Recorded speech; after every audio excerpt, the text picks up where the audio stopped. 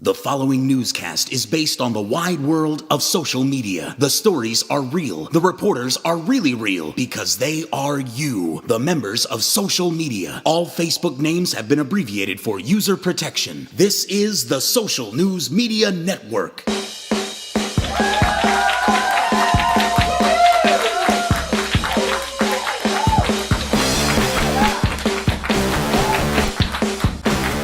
Happy first day of May and welcome to the SNM Network, the only weekly newscast reported by you, the wide world of social media. I'm Colin Cosell, again. Our top story this week takes us into the wonderful world of politics, starting with a certain Republican backrunner, notorious wife swapper, and all-around ball of goo. Do you know who it is yet? Our coverage begins with Twitter's LA Mail CA, who reports, Newt Gingrich will suspend his bid for the presidency. This allows him to pursue his favorite hobbies: hate-mongering, eating, and divorce. Despite this positive spin, a more emotional side of Newt was captured by our Twitter porter BT McLaughlin with, Gingrich isn't used to being sad when he ends things.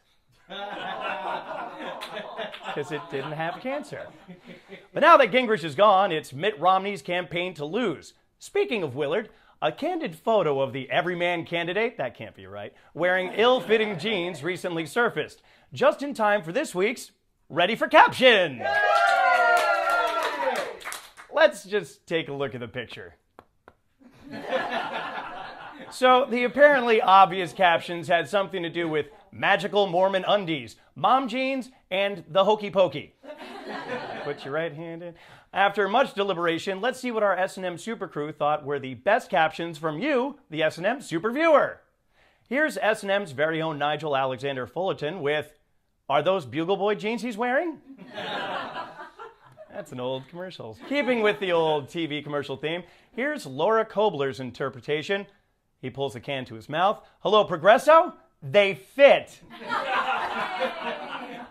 And finally, Daniel L. McAllen notes, that's not what they mean when they say get in your wife's pants.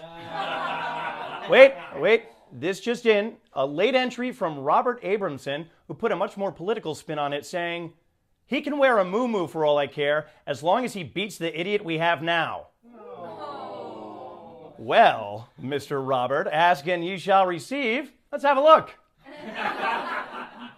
I don't think that's Mitt. He's put on weight. Well, thank you all for your submissions, everyone, and make sure you keep an eye on our SNM Facebook page for the next Ready for Caption. Yay! Keeping with politics, we now turn our focus to Newt Gingrich's Democratic twin, John Edwards, who's got much nicer hair, by the way, yes, whose federal criminal trial for essentially using campaign funds to keep a mistress on the DL, we are so street, has begun. It seems like the former VP candidate can do nothing right these days, as our reporter Tabs1969 tweeted, we can blame John Edwards for whatever we want, right? Because I'm out of salad dressing and no one here used the last of it. Yep, and it was John Edwards who left the toilet seat up, even if you live alone. Womp womp. In other news, the Space Shuttle Enterprise piggybacked its way to its new home in New York City, leaving thousands of New Yorkers gawking at the shuttle's arrival. Or, as Twitter porter Digerati observed, if you look closely today, you might spot the space shuttle mating with a female airliner. That's airline porn. The S&M Super Crew managed to get their hands on some pictures of the awkward flight. Let's have a look. No, that's Star Trek. I don't think that's accurate. Let's see the other shot there, John. Come on. We all know there's no way a 747 could carry Paula Deen. A shuttle, maybe, but not Paula Deen, although that is pretty entertaining. But the site didn't ever entertain everyone, however, as Airline Travel Insider Caustic Bob tweeted, so let me see if I got this right. A 747 can carry a space shuttle on its roof, and yet they will charge for overweight baggage? Just imagine if Paula Deen was on your flight. Since I don't have a clever segue, let's move on to holiday news. Worse. What? Come on, John. John, that's bad, John. Bad. Holiday news. Thank you. Last Wednesday was dedicated to a special group of employees, which can only be properly summed up by our friends at Some E-Cards. Let's take a look here. Happy Administrative Professionals Day to someone who primarily uses the office to work on personal projects. It's funny because it's true. Here's another one. We'd have gotten you a card signed by everyone, but you're the one who organizes those things. I'm pretty sure we just lost the coveted secretary demographic. All right, I'm sorry. Administrative professional. So let's see one more. This Administrative Professionals Day, please order flowers for yourself from me. Here's another fun segue. We now turn to entertainment news. From the mindset brought you Transformer comes the new soon-to-be smash hit movie based on a random toy you had as a kid, Battleship. The flimsy nature of the tie-in prompted the creation of some other believable childhood toy-based movies like Hungry Hungry Hippos, which is basically the movie Battleship but with giant hippos instead of giant aliens. And of course, Mousetrap. The battle for Earth begins with a crank. Doesn't it always? That was dirty, right? Next up, another celebrity hero is born as McDreamy on Grey's Anatomy. I don't watch it, I just assume that's his name. Otherwise known as Patrick Dempsey, I'm a big fan. Witnessed a serious car accident, I hate that show, near his home. He pried open the door with a crowbar and then pulled a teen driver to safety, okay? This led Twitter reporter Globe Wax to wonder, who the hell has a handy crowbar? Patrick Dempsey.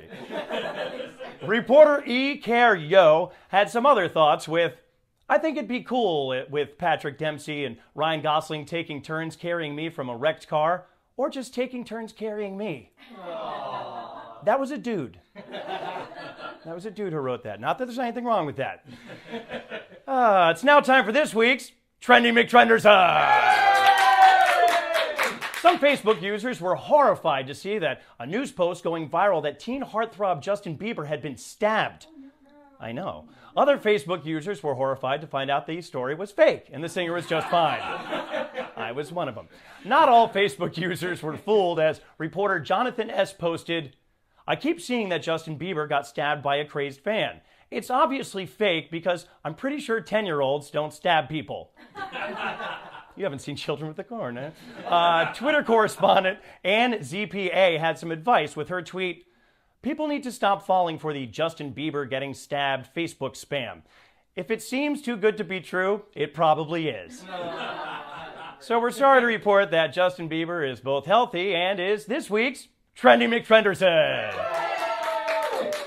That was awkward, but one rumor was true. This week in sports, former outfielder, designated hitter, and steroid aficionado, say that 3 times fast, Jose Canseco's Twitter account temporarily disappeared. Just poof.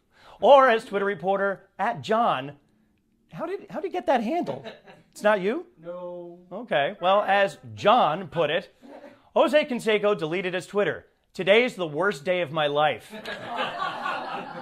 You need a hobby. But Canseco's account returned in a few hours, so never to worry. Here's a look at what the social media world would have missed if he had actually disappeared for good. Okay, poop break. He's a classy guy. And of course, the touching, I just realized that I love you guys. Getting emotional right now. Maybe I'm bipolar. Shit, I hate you guys again. That's more like it.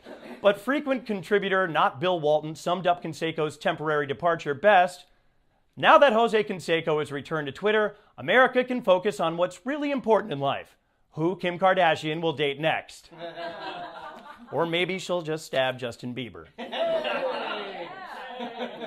And on that note, that's going to do it for this week's SNM Network broadcast. Be sure to tune in next week to get the very best news coverage around, as well as to find out if you or the people you know are one of our reporters. And if you find hilarity in everyday social media and you want to contribute to our show, please visit socialnewsmedia.net for instructions on how to do so. And please do not forget to follow us on Twitter and Facebook, or don't, because I hate you guys again.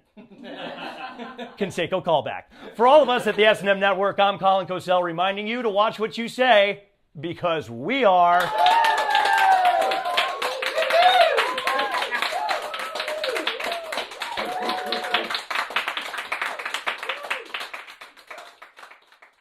Creamy.